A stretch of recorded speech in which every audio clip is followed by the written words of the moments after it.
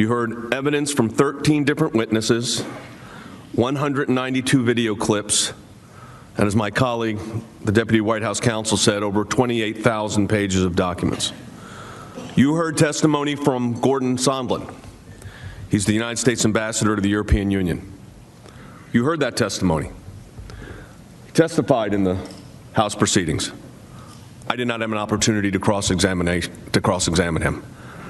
If we get witnesses, I have to have that opportunity. William Taylor, former acting United States Ambassador to the Ukraine, testified. You heard his testimony. We didn't get the opportunity to cross-examine him. He would be called. Tim Morrison, the former senior director for Europe and Russia of the National Security Council. You saw his testimony. They put it up. We didn't get an opportunity. We did not have an opportunity to cross-examine him. Jennifer Williams, special advisor on Europe and Russia for Vice President Mike Pence. You saw her testimony. They put it up. I did not have the opportunity to cross-examine her. If we call witnesses, we would have to have that opportunity. David Holmes, the political counsel at the United States Embassy in Ukraine, saw testimony from him. We're not able to cross-examine. If he's called, or if we get witnesses, we will call the ambassador and we will cross-examine. Lieutenant Colonel Alexander Vindman, you saw his testimony. He appeared before the House. We didn't have the opportunity to cross-examine him. If we call witnesses, we will, of course, have that right to cross-examine him. Fiona Hill, she is the former senior director for Europe and Russia on National Security Council. She testified before the House. If we have witnesses, we have the opportunity to call her then and cross-examine Fiona Hill. Kurt Volker, former United States Special Representative for Ukraine negotiations. They called him. We did not have the opportunity to cross-examine. If we're calling witnesses, these are witnesses you've heard from, we would have the right to call witnesses and to cross-examine Mr. Volker. George Kent, the Deputy Assistant Secretary of State for the Bureau of European and Eurasian Affairs. You saw his testimony. They called him. If we have witnesses, we have the right to call that witness and to cross-examine Deputy Assistant Secretary Kent. The former United States Ambassador to Ukraine, Ambassador Yovanovitch, they called her. You saw that testimony. We did not have the opportunity to cross-examine her. If we have witnesses, we would have to call her. Laura Cooper, Deputy Assistant Secretary of Defense for Russia, Ukraine, and Eurasia. They called her. You saw her witness testimony right here. We did not have the opportunity to cross-examine her. We would have to be given that opportunity. These are witnesses against the president. Laura Cooper, Deputy Assistant Secretary of Defense for Russia, Ukraine, and Eurasia. Again, same thing. David Hale, Undersecretary of State for Political Affairs. He was called by the House. You never had the opportunity to cross-examine. If we have witnesses, we have to have the opportunity to do that. There were other witnesses that were called, or you saw their testimony or heard their testimony, where it was referred to: Catherine Croft, the Special Advisor for Ukraine Negotiations, Department of the State; Mark Sandy, the Deputy Associate Director for National Security Programs; and Christopher Anderson, Special Advisor for Ukraine Negotiation, Department of State. You heard their testimony referred to. We did not have the opportunity to cross-examine them. So this isn't going to happen if witnesses are called in a week. Now, that's just the witnesses that have been produced that you have seen by the House managers.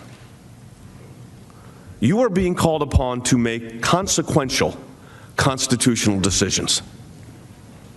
Consequential decisions for our Constitution.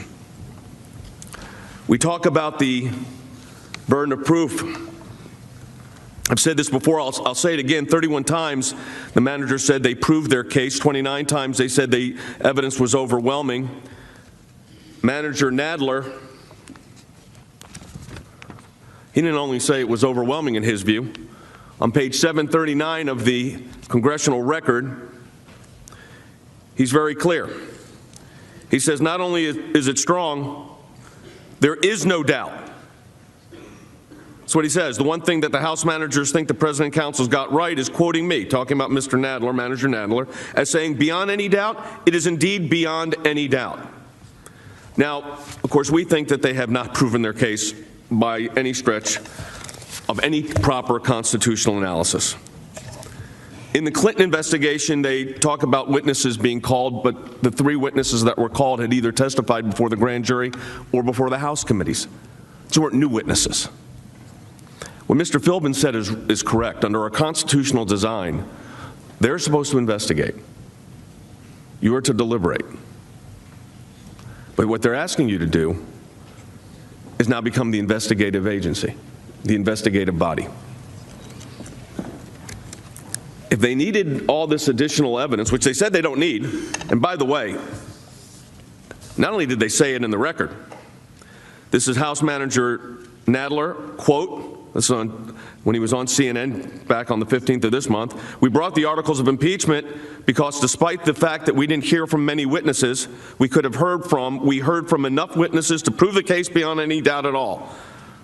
The same can be said of Representative Lofgren. You know, we have evidence proving the case through, for example, at the meeting when Bolton said it was a drug deal. Well, we have fact witnesses. Hill was there, Vindman was there, Sondland was there. So this idea that they haven't had witnesses, that's the smokescreen. You've heard from a lot of witnesses. The problem with their case, the problem with their position is, even with all of those witnesses, it doesn't prove up an impeachable offense. The articles fail. I think it's very dangerous if the House runs up, which they did, articles of impeachment quickly. So quickly that they are clamoring for evidence, despite the fact that they put all of this evidence forward. They got their wish of an impeachment by Christmas. That was the goal. But now they want you to do the work they failed to do. But as I said, time and time again we heard you didn't hear from witnesses, you didn't hear from many witnesses. Mr. Schiff modified that a little bit today. A little bit. You heard from a lot of witnesses.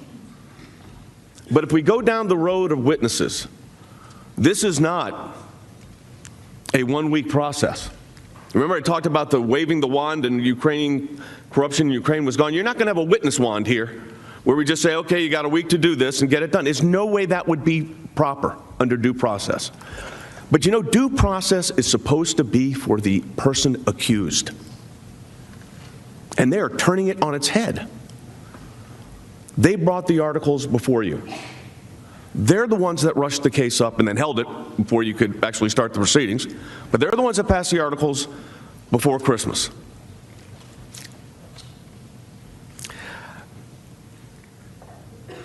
You know, we talked a lot about the court system and the fact that they were seeking witnesses. And when it got close to actually having a court proceeding, they decided that they didn't want to have that witness go through that proceeding. They actually withdrew the subpoena to moot the case out. How many constitutional challenges will we have in this body because they placed a burden on you that they wouldn't take themselves in putting their case forward? If we look at our constitutional framework and our constitutional structure, that's not the way it's supposed to work. Now, our opposition to this motion is rather straightforward, as I've said. We came here ready to try the case on the record that they presented. The record that the managers told us was overwhelming and complete. Mr. Schiff went through every sentence of the articles of impeachment just a few days ago and said, proved, proved, proved. The problem is what it prove is not an impeachable offense. You could have witnesses that prove a lot of things, but if there's not a violation of a law, if it doesn't meet the constitutional required process, the constitutional required substantive issues Do these allegations rise to the level of sufficient for a removal of office for a duly elected president of the United States? It doesn't. And especially so when we are in an election year. I am not going to take the time, your time, which is precious, to go over in each and every allegation about witnesses that I could. I could do it. I could stand here for a long time. I'm not going to do that. I'm just going to say this. They created the record. Do not allow them to penalize the country and the Constitution because they failed to do their job.